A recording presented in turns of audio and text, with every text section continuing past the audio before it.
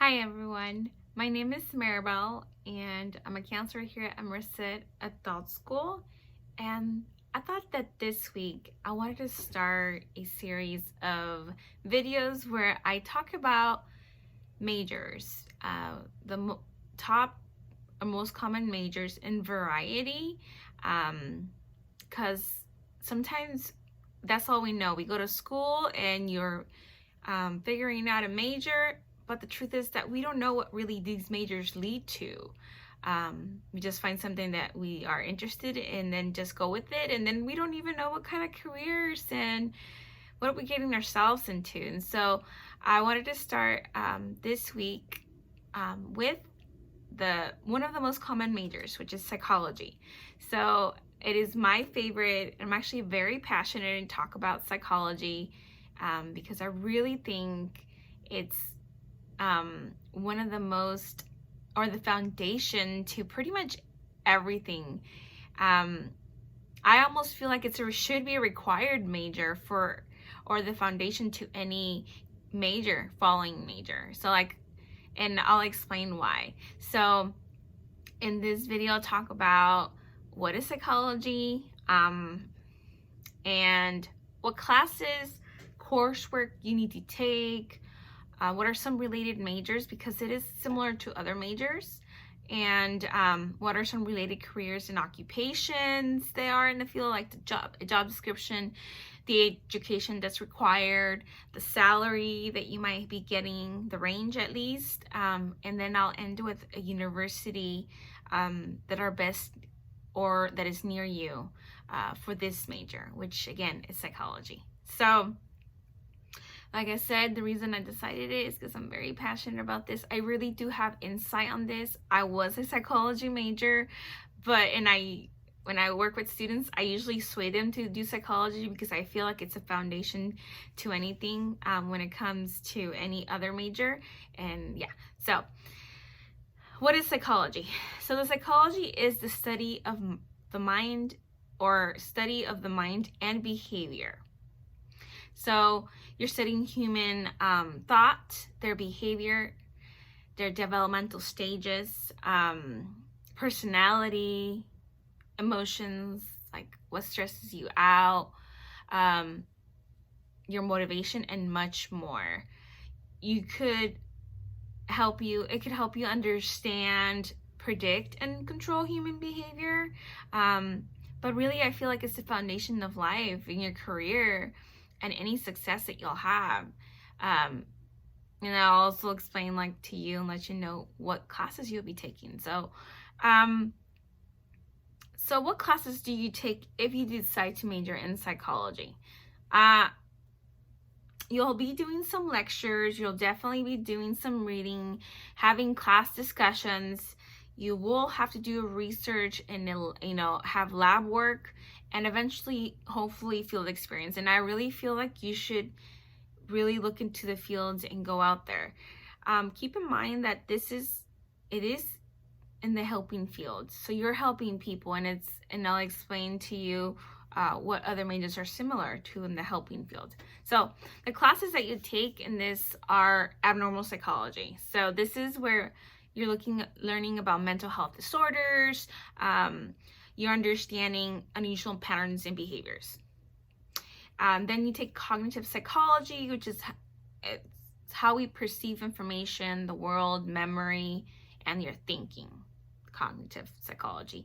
Then we have developmental psychology. This is how we think, feel, and behave throughout our lifespan. There's also experimental psychology, which is there's testing and experimenting to study the mind. There's human development. You focus on the role of people themselves and bring human life to a better condition. That's what human development is. And then learning and motivation. So what influences that gives us the power to learn? How do we learn, and what motivates us? There's also personality theory class, where what influences our behavior and thought, which organizes our personality. Social psychology, well, deals with social interactions and how they affect individuals.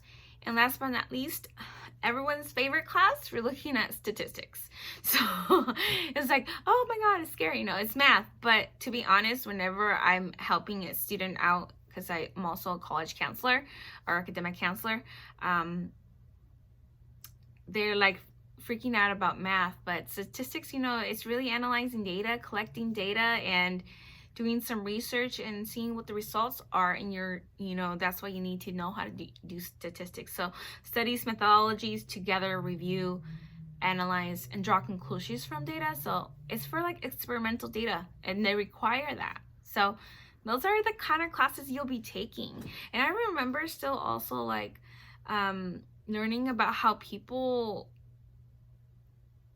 act and different experiments, and I can't remember which one was that, but I'm pretty sure it was like experimental psychology class.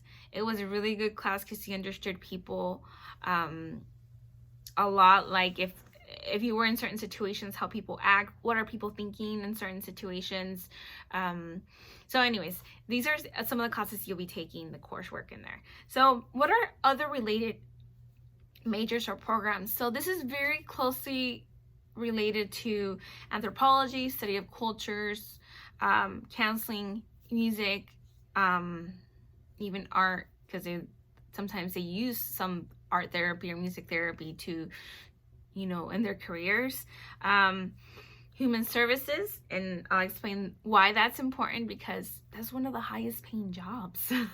Well, one of the ones. And there's social science, sociology, and I will add criminal justice, because a lot of them could lead to the same jobs. Remember, this is a helping field if you're going into psychology. Okay, so what are related careers and occupations? Let me start out with a few, and I want it to be relevant with our community, with our district. So I'm going to kind of be referring to my personal experience in the local area, like Stanislaus County, Merced County, and what I see around, because myself, when I got my bachelor's in psychology, I'm like, what kind of majors am I gonna, or what kind of careers can I do? And so this will reflect my personal insight and experience, being in the field, in the psychology field, majoring in psychology. So in here, I guess I will mention 1, 2, 3, 4, 5 careers that you might be interested in, and I'll talk about what are some job titles, variety of job titles for that same one. I'll talk about what do you do in general with that career, the education that you'll need for that, and where you kind of be working, and last but not least, the salary. So this is this little area that I wanted to talk about, some careers and occupations. Okay, so let's start out with one of the most common. It was like a mental health counselor. So these are usually referred as therapists, as counselors, psychotherapists, clinicians around here. What do? They assist individuals, couples, families, to help them deal with their emotional and interpersonal problems, and to help them achieve satisfying lives. They use various techniques to help with, from individual psychotherapy to group sessions, and then they also administer tests or to diagnose and help client progress. Sometimes these people can specialize in a particular area or a problem area, which could involve in a family and parent-child relationships, chemical dependency, domestic violence, marital dysfunction, or even sexual problems, like sex therapists. I can see some people being interested in that. Okay, and so where do these people work? They can work in schools, they work in hospitals and doctors' offices. They can have their own private practice, if they get licensed. So that leads into what kind of education are they required? So most of these require a master's degree in counseling, psychology, social work, marriage and family therapy, and then 2 years of supervised experience, which is like you're an intern and you're collecting your hours. So Their salary can range anywhere from $3,000 to $5,000, and if you have your own practice, you can go anywhere from $100 the hour to, I've seen, $350 the hour. So like this could be a business, and if you head that business direction, you can make good money. You just have to keep in mind that since you're your own boss, your vacation, you don't get paid for your vacation, but you can plan accordingly, and you can have your own set schedule, and you can decide how many clients and who you work with, because you are your own boss. So that's great. So that's mental health counselors, which I wanted to do, but I decided that it was a little too intense, but I still knew that I wanted to be in the helping field, so I continued here. Okay, so this leads to another part, kind of the same as the mental health counselor.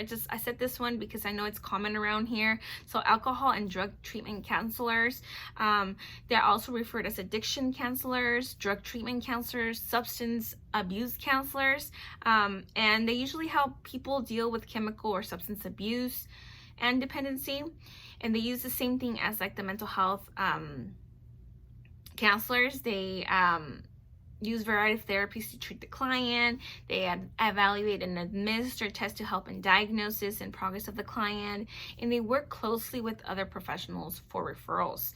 And usually, again, is required, a master's is required. It is pretty emotionally stressful, but it can be satisfying. There is, some eventually could lead to something good. You could help someone out, and it could be satisfying or gratifying, I should say. So these people work in rehab centers and the hospitals, wherever there's a need for, help people with their substance abuse. And their salaries are around the same, from $2,000, like $3,000 to $6,000, just like I mentioned with the mental health counselors. So that's the range right there. And this is, we're talking about a month to month. I don't think I mentioned that. So the salary is monthly, the monthly range. And we're looking again that I did some research regarding Merced, Stanislaus, which is pretty similar when it comes to salaries.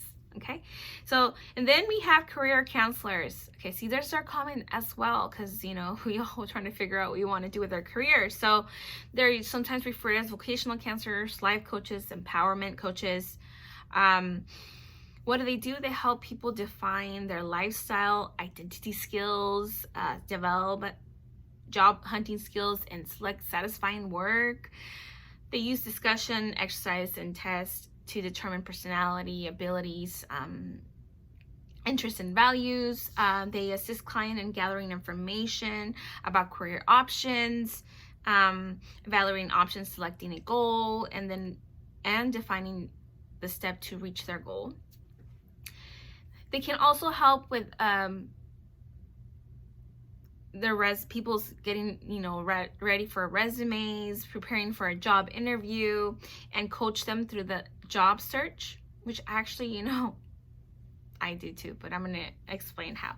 And then education, the same thing. It's a master's degree in counseling, psychology, or sociology. You're looking, or education, and then we're looking where in the schools, of course, colleges, universities, businesses, any place you can be self-employed and create something on your own, or public administration. So those are like where you would find that. Okay, so, and their salary for career counselors are anywhere from $4,000 to $8,000 a month around this county. Okay, so my favorite next, I'm going to mention school counselors. So school counselors, they're often referred as college counselors, guidance counselors, high school counselors. And what do? They assist with educational, vocational, emotional, social development of students. They work individually or in classrooms or small groups, running workshops. Where we work closely with parents. It depends on if you're in what school you are.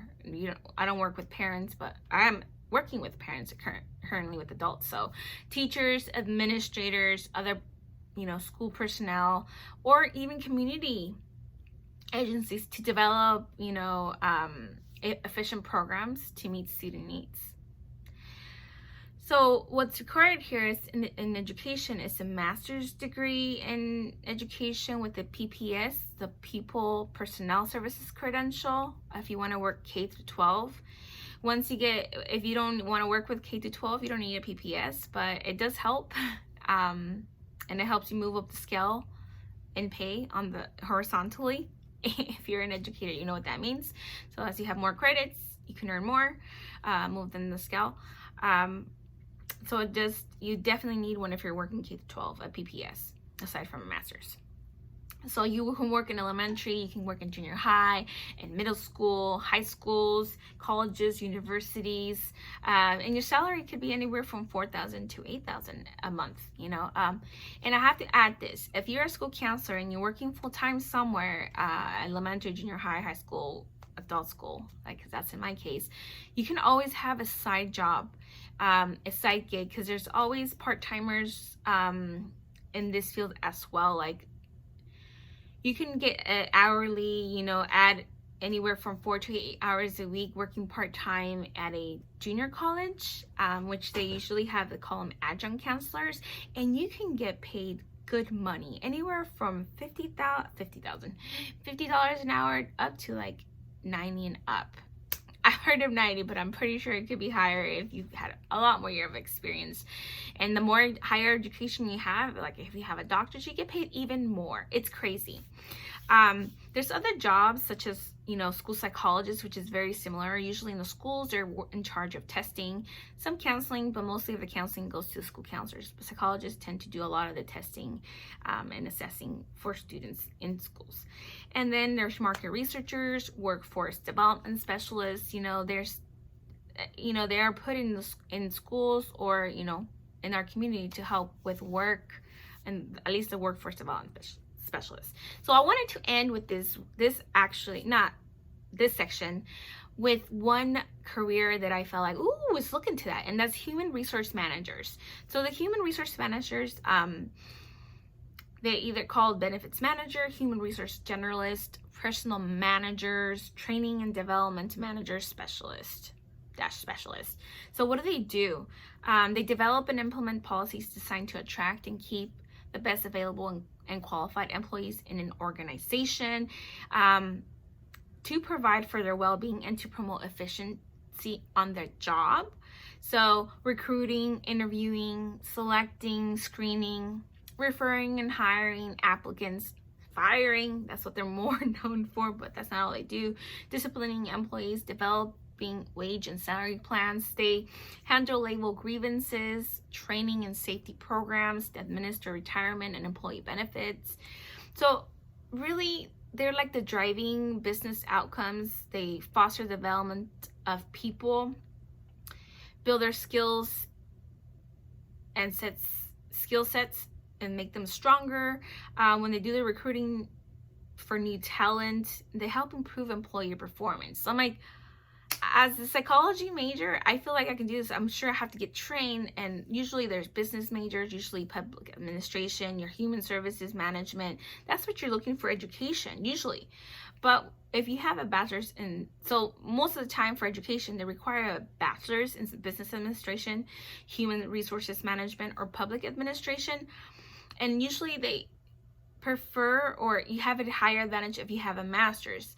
But I feel like if you have a psychology major, you can get into this business and you go back to school and get maybe more of a business administration to understand more of the business side.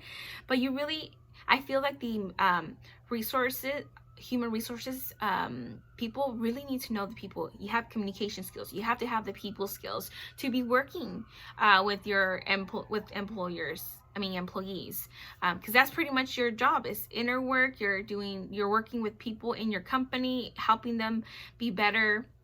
You're always scoping and building them up. You really care for the employees but obviously for the company, you're working with them. So I'm thinking, that's definitely, and this is the best part, you guys. So they're always needed. If there's people in a job, they're always needed. They're like in any business. That includes schools, and their salary can start at $8,000 up to $13,000 a month, which is like, why didn't I get into that field? And that's something to look into. I didn't think of human resource managers, but again, having a psychology background, because you work with people as a counselor too, you have people skills, this can definitely help you and you can advance in the salary scale. So I'm going to end with this. I know this is a long video. Oh, the longest one so far. What universities offer this major and training? So one of the big ones, you're looking at CSU, San Luis Obispo, Long Beach, Northridge, San Jose. For UCs, you're looking at UCLA, UC San Diego, UC San Francisco, UC Santa Cruz. They are offered almost in most of these universities. And if for relevancy here, you're looking at CSU Fresno, CSU Fresno, and CSU Stanislaus, and UC Merced. So if you have to stay local, those are your options, but those were the other ones that are they're most popular. They're the best, they're considered one of the best universities for this major. So there you go, you guys. That was all about psychology, understanding, you know, what is psychology, what classes and coursework that was, what are some related majors and programs, and as well as, you know, what are some related careers and occupations, and you know a little bit about job description as well as the education, where they work and their salary, and then you have some universities you might want to check out if you really are interested in psychology. So that was this week, you guys, and again, I really feel like this is a foundation to really understanding people. So if you major in psychology, it can open up doors to other majors and other opportunities. So hopefully that helped you guys. If you have any questions, let me know. If you have any suggestions for another major, I'll be letting you know, because I'll be talking about other common majors in the next couple weeks. Thank you. Have a good day.